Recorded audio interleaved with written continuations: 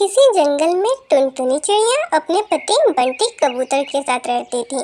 बंटी कबूतर एक छोटा किसान था। उसने अपनी छोटी सी जमीन पर चावल के बीज डाल रखे थे। टुनटुनी, हमने अपने खेत में चावल के बीज डाल दिए हैं। बस अब ये बीज अच्छी तरह से उग जाएं। धीरे धीरे समय गुजरता है, लेकिन बारिश नहीं होती और बंटी कबूतर के सारे बीज खराब हो जाते हैं। जो थोड़े बहुत पौधे उगे थे वो भी सूख जाते हैं। अब क्या होगा बंटी जी? इस बार भी बारिश नहीं हुई। हमारे सारे बीज खराब हो गए। कालू सेठ का कर्ज भी दुगना हो गया है। हमें जल्दी कुछ ना कुछ सोचना होगा, वरना जमींदार हमारा खेत हड़प लेगा। हाँ टुनटुनी, इसी बात की तो मुझे भी चिंता सता रही है।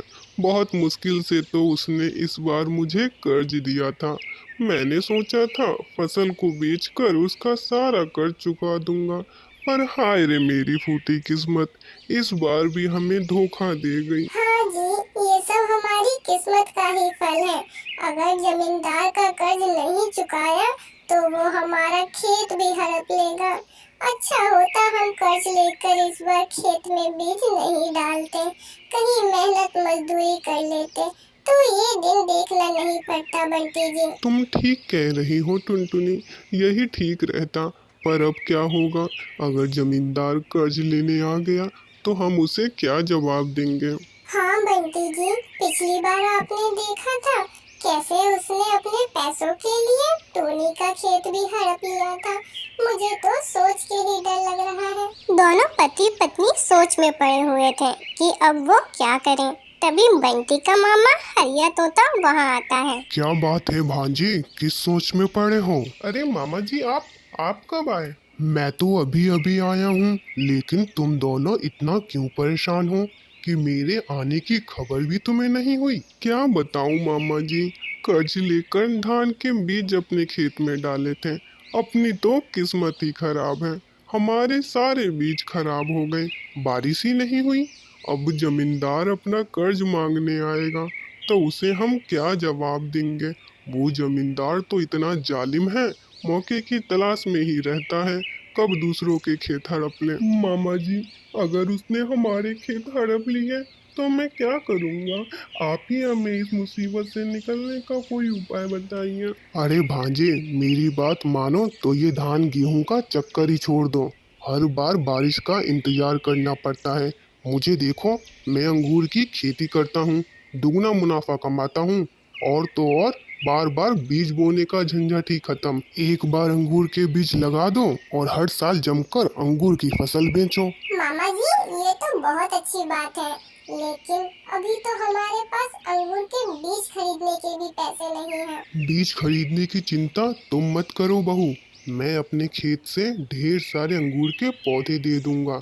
उसे तुम अपने खेत में लगा देना, फिर देखना मुनाफा ही मुनाफा। इस पौधों में बस अच्छे खाद और पानी डालना होगा। अपने मामा से अंगूर की खेती की इतनी तारीफ सुनकर बंटी झट से तैयार हो जाता है और अगले ही दिन अपने खेत में अंगूर के पौधे लगा देता है। धीरे धीरे समय गुजरने लगता है। एक दिन कालू सेठ बंटी के घर आता है। वो बहुत गुस्से में था। अरे बंटी, कहाँ है? बाहर निकल जल्दी, बाहर निकल, मर गया क्या? क्या हुआ मालिक? मालिक की बच्ची, मैं अपना कर्ज लेने आया हूँ और लेकर ही जाऊंगा। मालिक, हमारी फसल पानी की वजह से सूख गई। हमें कुछ दिन की और मोहलत दे दीजिए मालिक। हम अपना कर्ज सूद समेत चुका देंगे। कहाँ से चुकाएगी? हाँ मालिक, हमने अपने खेत में अंगूर की फसल लगाई है। कुछ ही महीनों में फसल तैयार हो जाएगी। हम आपका कर्ज सूद समेत चुका देंगे मालिक। अच्छा, तो तुम लोगों ने अंगूर की खेती की है? ठीक है, मैं तेरे पति को अपने साथ ले जा रहा हूँ। मेरा कर्ज चुकाकर अपने पति को लेती जाना। मालिक, छोड़ दीजिए मेरे पति को। मेरे पति को मत लेकर जाइए मालिक। हम जल्दी आपका सारा कर्ज चुका देंगे मालिक। हम गरीब पे रहम कीजिए। लेकिन कालू टुनटुनी की एक नहीं सुनता। वो बंटी को लेकर चला जाता है। मामा जी हम लुट गए, बर्बाद हो गए मामा जी। वो जमींदार बंटी को अपने साथ उठाकर ले गया मामा जी। पता नहीं वो उनके साथ क्या करेगा। मामा जी, अब हम अकेले कैसे कैसे अंगूर की खेती करेंगे? बहू तू चिंता मत कर, मैं तेरे साथ हूँ।